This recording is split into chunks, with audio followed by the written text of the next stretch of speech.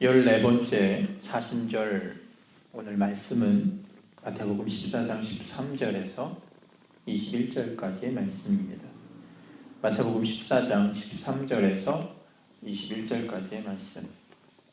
이 말씀은 우리가 너무나도 잘 아는 오병이어의 기적에 대한, 표적에 대한 말씀입니다. 보리떡 5개와 물고기 2마리를 통해서 여자와 아이 외에 장정만 5,000명이나 되는 사람을 먹이신 내용입니다. 먹인 것뿐만 아니라 12광줄이나 남는 은혜를 우리에게 보여주셨다는 것을 우리는 이 말씀을 통해서 알 수 있습니다. 이 말씀에 크게 2가지의 중요한 것을 읽으면서 생각해 보았습니다. 하나는 헌신이고 그 다른 하나는 먹이시는 예수님의 모습을 찾아볼 수 있었습니다. 보리떡 5개와 물고기 2마리가 있게 된 과정에서 그 헌신의 모습을 우리는 찾아볼 수 있습니다. 오늘 말씀에서 찾아볼 수 없지만 다른 복음서들을 보면 그 오병이어가 한 소년을 통해서 나오게 됨을 우리는 성경을 통해서 알 수 있습니다. 이 한 아이가 그가 가지고 있던 음식을 예수님께 드립니다. 예수님은 소년의 헌신을 보시고 그가 가져온 물고기 2마리와 보리떡 5개를 가지고 기도하실 때 우리가 오늘 읽은 이 표적을 우리에게 베풀어 주셨습니다. 예수님은 그 오병이어가 없으셔도 물론 그들을 먹이실 수 있었습니다. 그런데 오늘 요한복음 6장 5절에서 6절의 말씀을 보면 예수께서 눈을 들어 큰 무리가 자기에게로 오는 것을 보시고 빌립에게 이르시되 우리가 어디서 떡을 사서 이 사람들로 먹게 하겠느냐 하시니 이렇게 말씀하시는 친히 어떻게 하실 것을 아시고 빌립을 시험코자 하심이라 라고 오늘 말씀을 읽어보게 됩니다. 결국 이 오병이어의 표적은 단순히 많은 사람들을 먹이시기 위한 것 이전에 오병이어의 사건을 단순히 예수님을 따르는 자들의 배고픔을 해결해주는 그런 사건이 아님을 우리는 이 말씀을 통해서 알 수 있습니다. 무엇인가를 보기 위해 먼저 그 믿음을 보셨던 예수님의 그 발자취처럼 주님의 뜻은 그 제자들에게 묻고 계신 것입니다. 제자들을 통해서 예수님을 나타내시기 위해 그들의 믿음을 보시고 그들이 어떻게 하실 것을 보신 것입니다. 결국 제자들을 사용하기 위해 이러한 질문을 오늘 그들에게 하셨습니다. 하지만 제자들은 어떠합니까? 제자들은 그것을 알아듣지 못하고 고민에 쌓이기만 합니다. 이 표적을 통해서 제자들이 어떠한 것이 필요한가에 대해서 오늘 우리에게 가르쳐 주시는 것입니다. 먼저 한 소년과 같은 헌신을 가르쳐 주시기 위함입니다. 물론 이러한 질문을 할 수 있습니다. 아무것도 없는 가운데서 기적을 일으켜야 더 대단해 보이지 않습니까? 그런데 주님께서는 주님의 사역에 동참하는 그 헌신을 강조하시고 기쁜 마음으로 소년의 것을 받으사 그것을 가지고 기도하실 때 능력이 나타납니다. 결국 교회와 주님의 사역은 함께 하는 것임을 우리에게 가르쳐 주십니다. 또 하찮은 것 같은 보리떡 물과 물고기이지만 그것으로 인해서 5,000명을 어떻게 먹이겠습니까?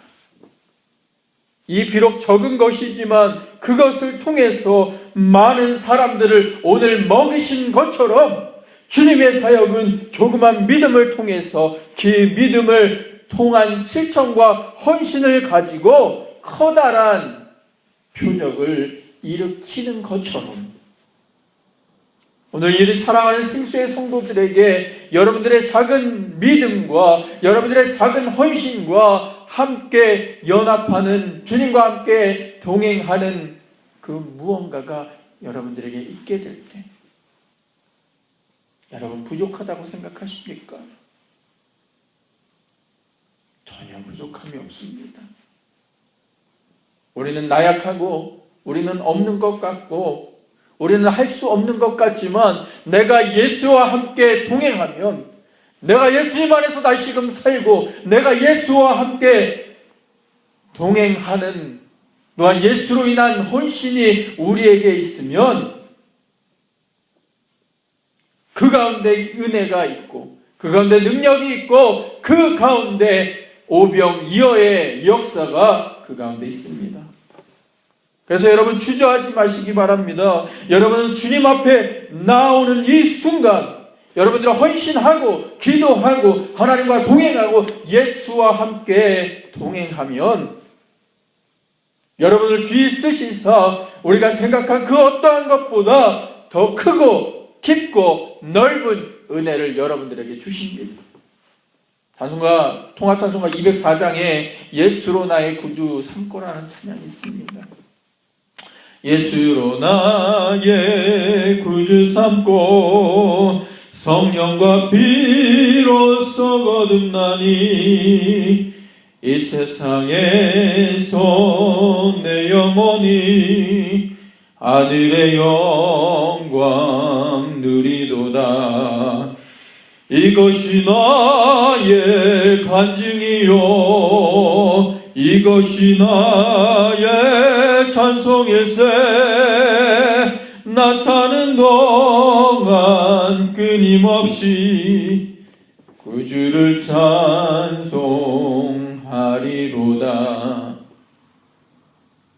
예수로 나의 구주 삼을 때, 성령과 피로써 거듭날 때 그 안에 주님이 우리에게 주신 능력이 있음으로 인해 주님과 함께 연합할 때 이것이 나의 간증이 됩니다. 여러분들의 간증이 됩니다. 주님만 만나면, 주님의 안에서 다시금 살고 주님을 우리가 만나게 될 때 내가 얼마나 주님으로 인해 기쁨 되는가. 내가 주님을 만났기에 나는 죽을 수밖에 없는 우리였지만 하나님 앞에 나옴으로 인해 나를 먹이시고 나와 함께 계시고 우리에게 응답하시는 그 하나님의 전폭적인 사랑으로 인해 내가 다시금 뛰어 일어나 비록 탕자와 같이 방황하였지만 내가 주님 앞에 다시금 나옴으로 인해 나를 넉넉히 받아주신 그 아버지의 품처럼 나를 안으시는 그 예수님을 우리는 경험하고 간증하게 되는 것입니다. 어떤 사람은 이야기합니다. 내가 부자가 되면 교회를 짓고 예수님을 위해 살 것입니다. 또 어떤 사람은 내가 좀 형편이 나아지면 교회를 위해 충성하고 주님을 위해 살겠습니다 라고 말합니다. 근데 그런 사람은 절대로 100% 헌신과 주님의 사역에 동참하지 않습니다. 여러분, 지금 믿음 없는 것 같고 부족한 것 같지만 여러분들에게 주님 앞에 나와 조그만 헌신을 통해서 주님과 연합하면 그 자체가 여러분들에게 은혜를 허락해 주셨어. 주님을 교회 되게, 여러분들을 정말로 그리스도인 되게 예수님께서 만들어 주십니다. 왜 우리의 능력과 왜 우리의 힘으로 왜 교회를 만들려고 합니까? 절대 교회는요 우리의 힘과 능력으로 부흥성장하지 않습니다. 우리 그리스도인들의 모습은 절대 내 능력과 나의 공력과 나의 열심으로 그리스도인의 모습을 보여줄 수 없습니다. 물론 겉모습은요, 그리스도인인 것처럼 행할 수 있지만 그 내면 속에 주님을 향한 간절한 마음, 이것도 은혜를 주셔야 됩니다. 우리가 주님을 만나지 않고 예수님과 1:1 간의 은혜 속에 하나님을 만나고 예수와 함께 동행함이 없다면 그 안에 진정한 기쁨이 없고 그 안에 오병이어와 같은 표적이 일어나지 않습니다. 주님 앞에 나아오는 것, 그 소년이 단순히 그의 능력을 갖고 그가 행함을 통해서 예수님 앞에 나온 것이 아니라 주님을 사모하는 마음, 주님 앞에 나아오는 그 헌신의 그 믿음의 마음, 그 한 발짝으로 인해 이 오병이어의 기적이 일어나게 됩니다. 또 다른 것을 이 본문을 통해서 제가 느끼게 되었는데요. 그것은 5,000명을, 아니 그 이상을 먹이신 분이 바로 예수님이심을 우리는 기억해야 된다는 것입니다. 그리고 그 먹이신 곳이 어떤 풍요로운 사람들이 많이 무엇인가를 얻을 수 있는 곳이 아니라 바로 빈들이었다라는 것을 우리는 기억해야 합니다. 빈들은 황폐하고 우리가 원하는 것을 얻을 수 없는 척박한 땅입니다. 하지만 그곳에서 예수님은 그들을 먹이셨습니다. 빈들은 메마른 상태, 우리의 영혼이 메말랐고 우리의 삶이 메말랐으며 우리의 관계가 메말랐지만 주님이 그곳에 계시면 메마른 곳에 샘물이 솟아나 풍요로운 땅이 되듯 우리의 영과 육과 우리의 모든 삶이 주님으로 인해 다시금 채워지게 됩니다. 영원히 갈증에 휘달리고 있는 모습이 육을 쫓아가는 사람들의 모습입니다. 세상을 쫓아가며 사는 사람들, 그 가운데 만족이 있고 그 가운데 보람이 있고 그 가운데 열심이 있는 것 같지만 그들의 삶 가운데는 항상 갈증이 있습니다. 하지만 오늘 예수를 만나면 수가성 여인을 만나 주셨을 때 우리에게 말씀하신, 그녀에게 말씀하신 것처럼 영원히 목마르지 않는 그 물을 공급해 주십니다. 이스라엘 백성들이 출애굽함으로 인해서 가장 힘들어했던 게 그 갈증이라는 것입니다.